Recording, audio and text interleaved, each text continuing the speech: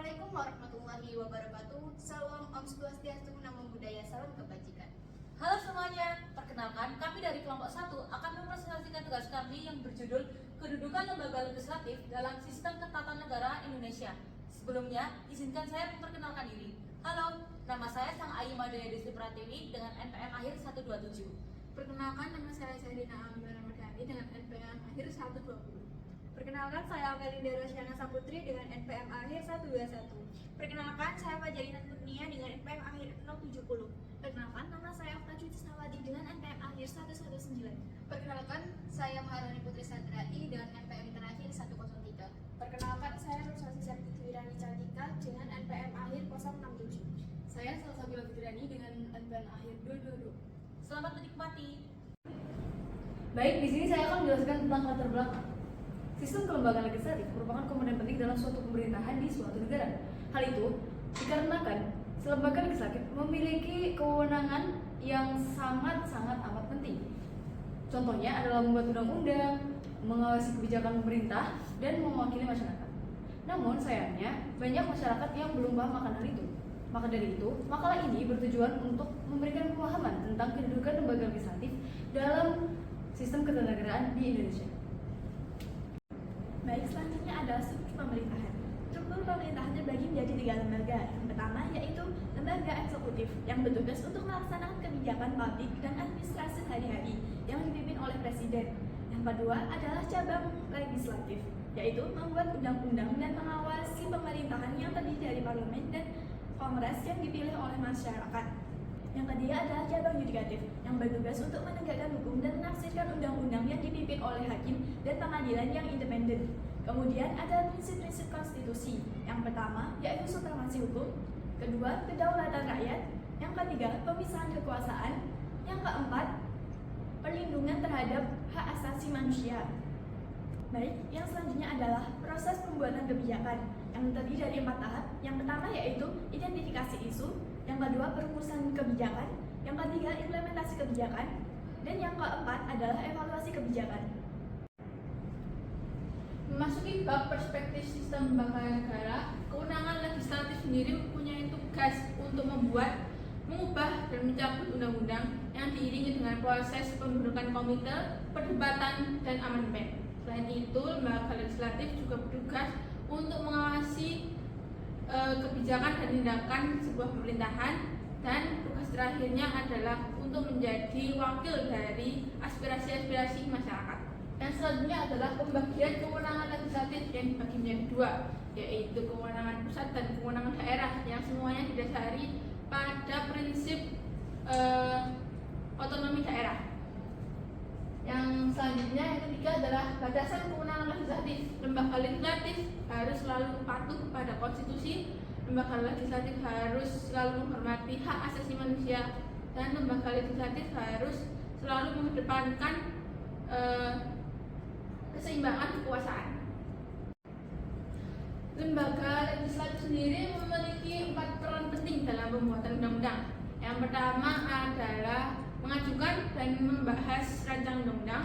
Yang kedua adalah membahas dan menyusun amandemen. Yang ketiga adalah meninjau kebijakan dan putusan atau keputusan tindakan dari eksekutif. Dan yang terakhir adalah menggambarkan kepentingan dan aspirasi-aspirasi dari masyarakat. Selanjutnya adalah hubungan lembaga legislatif dengan lembaga lain. Yang pertama adalah legislatif dan eksekutif. Keduanya memiliki hubungan dalam proses pembuatan undang-undang dan juga pengawasan dalam penegakan pemerintahan. Yang kedua ada legislatif dan yudikatif. Mereka berdua mempunyai hubungan dalam penunjukan hakim dan penyusunan undang-undang yang memengaruhi sistem peradilan. Dan yang terakhir ada kolaborasi, yaitu perumusan kebijakan, negosiasi anggaran, pengawasan, dan juga penunjukan pejabat. Peran masyarakat sendiri dalam proses legislatif yaitu memberikan masukan dan saran, memastikan tindakan sesuai harapan publik, mengadvokasikan isu-isu penting, dan mengawasi pengeluaran anggaran. Contoh kasusnya adalah perubahan kebijakan pajak yang meliputi proses pengajuan, penyusunan, dan perdebatan. aspek penting dalam sistem ketatanegaraan yakni 1. Prinsip-prinsip Pancasila, 2. Kedaulatan rakyat, 3. Pembagian kekuasaan, yang keempat negara hukum, yang kelima keterbukaan dan akuntabilitas. Terdapat rekomendasi untuk menghadapi tantangan transparansi, integritas, yakni dengan peningkatan partisipasi masyarakat. Yang kedua, pengembangan kode etik dan standar kerja. Yang ketiga, penguatan pengawasan dan peningkatan hukum. Kemudian definisi dan pengertian. Lembaga negara adalah entitas yang menjalankan fungsi negara sesuai dengan hukum. Istilah ini mencakup organ negara, lembaga negara, badan negara, dan alat kelengkapan negara. Menurut perspektif Han Kelsen, siapapun yang menjalankan fungsi hukum adalah organ negara, baik organik maupun normatif. Klasifikasi lembaga negara yakni lembaga negara berada dalam ranah legislatif, eksekutif, yudikatif, dan campuran. Undang-Undang 1945 mencantumkan lembaga-lembaga secara eksplisit atau hanya fungsinya. Fungsi, tujuan, dan kewenangan yakni lembaga negara berfungsi untuk mewujudkan tujuan negara dan diatur oleh UUD 1945. Lembaga negara harus menjalankan fungsi negara dan pemerintahan secara aktual, membentuk kesatuan proses untuk penyelenggaraan fungsi negara dan mewujudkan dalam jangka panjang. Selanjutnya, jenis lembaga di tingkat pusat. Berdasarkan Undang-Undang Dasar 1945 diatur lebih lanjut oleh undang-undang dan peraturan lainnya. Berdasarkan undang-undang diatur lebih lanjut oleh peraturan pemerintahan dan presiden. Berdasarkan peraturan pemerintahan dan presiden diatur lebih jelas oleh keputusan presiden. Berdasarkan putusan menteri diatur lebih lanjut oleh keputusan menteri. Perbedaan istilahnya yakni istilah dewan, badan, dan lembaga sering digunakan bergantian tetapi memiliki konteks yang spesifik meskipun perbedaannya terdapat perbedaan.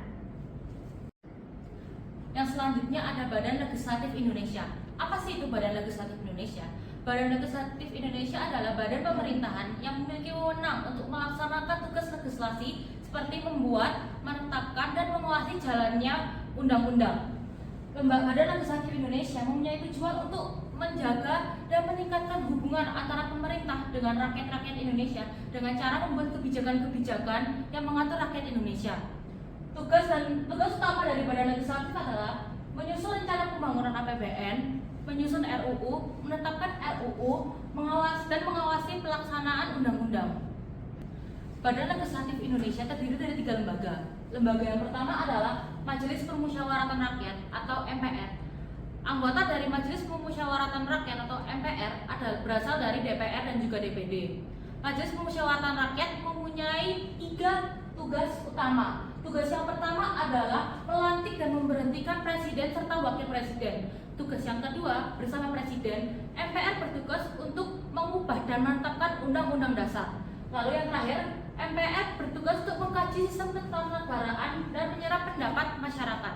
Lalu lembaga yang kedua adalah lembaga DPR atau Dewan Perwakilan Rakyat. Dewan Perwakilan Rakyat memiliki anggota yang berasal dari partai politik yang dipilih oleh masyarakat setiap 5 tahun sekali.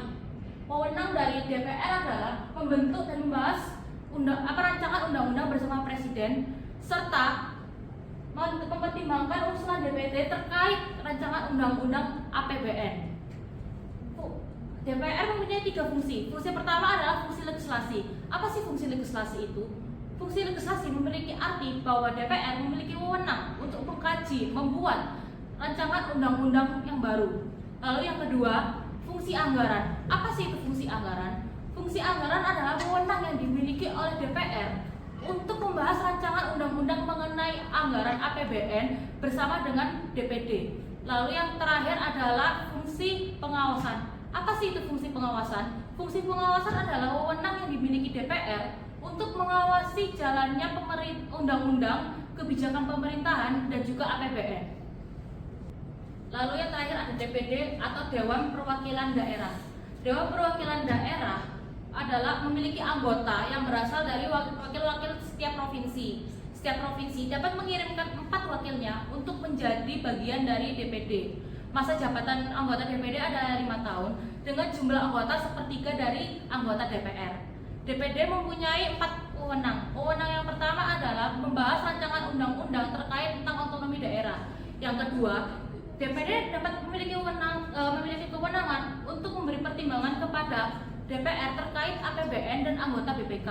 Lalu yang ketiga, DPD memiliki wewenang untuk melaksanakan dan mengawasi jalannya undang-undang tentang otonomi daerah.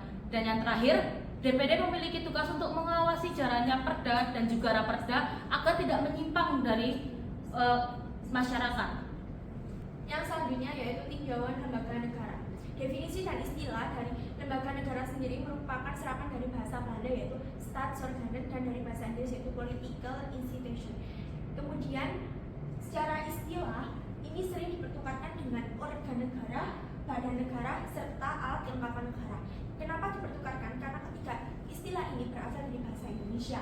Kemudian lembaga swasta atau organisasi di luar pemerintahan tersebut berbeda dengan organisasi pemerintahan, yang mana organisasi di luar pemerintahan atau non-government merupakan lembaga-lembaga sosial seperti halnya lembaga masyarakat ataupun yang lainnya. Sedangkan dari lembaga negara sendiri merupakan lembaga yang di bawah naungan eksekutif, legislatif, yudikatif maupun campuran. Kemudian peran lembaga negara sendiri yaitu pertama, memiliki fungsi strategis dalam mewujudkan tujuan negara, yang mana tujuan negara sendiri merupakan menjadikan Indonesia negara maju dan negara sejahtera. Yang kedua yaitu sistem ketatanegaraan yang diatur oleh Undang-Undang Dasar maupun peraturan lainnya. Sistem ketatanegaraan yang diatur oleh Undang-Undang Dasar 1945 sendiri yaitu yang terdiri dari MPR, DPR, DPD, Presiden, MA, MK, serta BPK. Yang ketiga yaitu kedaulatan rakyat yang diatur melalui berbagai lembaga negara lainnya sesuai dengan wewenang, tugas, dan fungsinya yang diberikan atau yang berdasarkan pada Undang-Undang Dasar 1945. Yang selanjutnya yaitu tujuan lembaga negara. Tujuan lembaga negara sendiri yang pertama yaitu menjalankan fungsi negara dan pemerintahan secara aktual. Secara aktual di sini dengan kata lain lembaga-lembaga tersebut harus menciptakan satu kesatuan proses yang mana satu sama lain harus berhubungan dalam rangka menyelenggarakan fungsi negara. Yang kedua yaitu membentuk kesatuan proses untuk menyelenggarakan fungsi negara, yang mana hal tersebut agar fungsi negara dapat berjalan secara aktual, secara praktis dalam rangka mewujudkan tujuan negara dalam jangka panjang. Yang selanjutnya yaitu tingkatan kelembagaan di tingkat pusat, yang terdiri dari 4 tingkatan. Yang pertama yaitu berdasarkan pada Undang-Undang Dasar, yang kedua berdasarkan pada undang-undang, yang ketiga berdasarkan pada peraturan pemerintah atau peraturan presiden, dan yang terakhir yaitu berdasarkan pada peraturan menteri. Nah, sekarang kita masuk pada tinjauan sistem ketatanegaraan. Nah, sistem ketatanegaraan berada pada 3 tempat, yakni yang pertama berdasarkan ajaran dinas politika atau pemisahan kekuasaan. Yang kedua ada pada Undang-Undang Dasar 1945 pasal 1 ayat 2 yang mana dijelaskan bahwa kedaulatan berada pada tangan rakyat dan dilaksanakan menurut undang-undang. Yang ketiga adanya hierarki perundang-undangan yang dimana diatur dalam Undang-Undang Nomor 12 Tahun 2011 dengan Undang-Undang Dasar 1945 sebagai hierarki tertinggi dan Pancasila sebagai sumber dari segala sumber hukum. Nah, Undang-Undang Dasar 1945 pernah mengalami namanya amandemen pada tahun 1999 sampai tahun 2002 yang dimana terjadi pada 4 tahap. Nah, dari perubahan amandemen tersebut terjadilah yang pertama perubahan fundamental, yang kedua adanya perubahan kekuasaan yang dimana sebelumnya lembaga legislatif itu berada pada tangan presiden dan sekarang ini berada pada tangan DPR. Yang ketiga adanya struktur MPR yang dimana berubah yang dihapusnya urutan golongan yang sekarang ini terdiri dari anggota DPR dan DPD saja. Yang keempat adanya fungsi MPR. Ia bukan lagi sebagai lembaga tertinggi, tetapi sekarang ini dia juga hanya memiliki kewenangan yang terbatas. Nah, dengan terjadinya amandemen pada Undang-Undang Dasar 1945, ia memiliki konsekuensi seperti yang dijelaskan sebelumnya, adanya perubahan kekuasaan yang dimana sekarang ini lembaga legislatif berada pada tangan DPR dan Presiden hanya mengajukan rancangan undang-undang saja. Yang kedua, adanya sistem trikameralisme. Yang saat ini Indonesia menganut sistem trikameralisme yang dimana model perkamaran 3 lembaga yakni terdiri dari MPR, DPR, dan DPD.